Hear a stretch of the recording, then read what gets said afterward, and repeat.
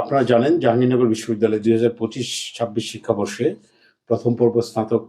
শ্রেণীতে ভর্তি পরীক্ষার কার্যক্রম গতকাল থেকে শুরু হয়েছে। গতকাল একজন শিক্ষার্থী তিনি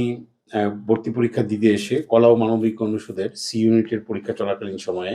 পঞ্চম শিফটে মোবাইল ফোনে প্রশ্নপত্রের ছবি তুলে চ্যাট জিপিটি ব্যবহার করে উত্তর বের করে উত্তরপত্র পূরণ করার চেষ্টা করেছেন এবং তাকে আমাদের শ্রদ্ধেয় ইনভিজিলেটর পরিদর্শক একজন শিক্ষক তাকে এই অবস্থায় তাকে পরীক্ষার হলে অসদুপযোগ অবলম্বনের জন্য ডিজিটালি তাকে শনাক্ত করেছেন এবং পরবর্তীতে তাকে আমরা পরীক্ষা বাতিল করার জন্য আমরা ইতিমধ্যেই সংশ্লিষ্ট ইউনিট প্রধান কলা ও মানবিক অনুষদের ডিন মহোদয় ডিন স্যারকে আমরা অনুরোধ করেছি। এক্সট্রিম মশার কয়েল প্ল্যান্ট ফাইবার দিয়ে তৈরি, তাই সহজে ভাঙে না, সুগন্ধিযুক্ত ও নিরবিচ্ছিন্নভাবে জ্বলে। ডেঙ্গু, চিকুনগুনিয়া বাহি সহ যে কোনো মশার বিরুদ্ধে দেয় এক্সট্রিম সুরক্ষা। এবং তাকে তার আগামী বছরও সে যাতে এই বিশ্ববিদ্যালয়ে পরীক্ষা না দিতে পারে সেই জন্য নিষেধাজ্ঞা আরোপের জন্য আমরা ডিসিপ্লিনারি কমিটির পক্ষ থেকে সুপারিশ প্রেরণ করেছি। আজকে আমাদের আরেকজন শিক্ষার্থী ভর্তি পরীক্ষা দিতে এসে তিনিও আজকে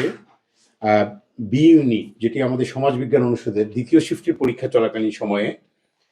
তিনি তার Y9Y প্রাইম মডেলের একটি মোবাইল ফোন ব্যবহার করে, যেখানে মোবাইল ফোন নিয়ে পরীক্ষার হলে প্রবেশই নিষিদ্ধ, তিনি মোবাইল ফোন ব্যবহার করে এবং সেখান থেকে প্রশ্নপত্র ছবি তুলে চ্যাট জিপিটি মাধ্যমে উত্তরপত্র বের করে উত্তরপত্র পূরণের জন্য তিনিও সচেষ্ট ছিলেন এবং তিনিও আমাদের পরিদর্শক, আমাদের শ্রদ্ধা একজন শিক্ষক, তাকে পরীক্ষার হলে অসদুপায় অবলম্বনের জন্য তাকে আজকে সেই মোবাইল সহ তাকে তিনি ধৃত হয়েছেন এবং আমরা তার জন্য সুপারিশমালা তৈরি করছি। আমরা কিছুক্ষণের মধ্যে এটি সংশ্লিষ্ট আজকে পরীক্ষা শেষ হলে সংশ্লিষ্ট সমাজবিজ্ঞান অনুষদের ডিন স্যারের নিকট আমরা আমাদের সুপারিশটা প্রেরণ করব। তাহলে এই ধরনের অপরাধ, এই যে ডিজিটালি, অবশ্যই শাস্তিযোগ্য এবং আমরা ইতিমধ্যেই ঢাকা জেলা প্রশাসক মহোদয়কে মোবাইল কোর্ট পরিচালনার জন্য অনুরোধ করেছি এবং আজকে সকালেও এডিশনাল